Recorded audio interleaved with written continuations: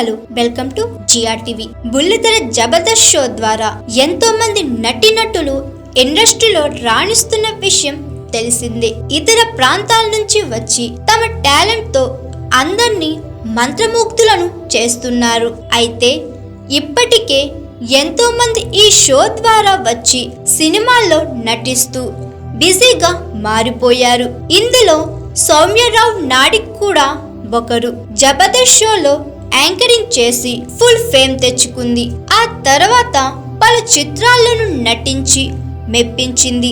ఇదిలా ఉంటే తాజాగా ఓ ఇంటర్వ్యూలో పాల్గొన్న సౌమ్య సెన్సేషనల్ కామెంట్స్ చేసి అందరినీ ఆశ్చర్యపరిచింది. ఇందులో భాగంగా యాంకర్ తెలుగు మిమ్మల్ని ఇంత బాగా ఎంకరేజ్ చేస్తుంది కదా, మొత్తానికి బెంగళూరు నుంచి వచ్చి హైదరాబాద్ కు షిఫ్ట్ అవ్వచ్చు కదా, ఇక్కడే ఇల్లు తీసుకుని సెటిల్ అవ్వు అని అడగ్గా దానికి సౌమ్య అయ్యయ్యో, ఈ ఇండస్ట్రీని నమ్ముకుని నేను షిఫ్ట్ అయితే అంతే.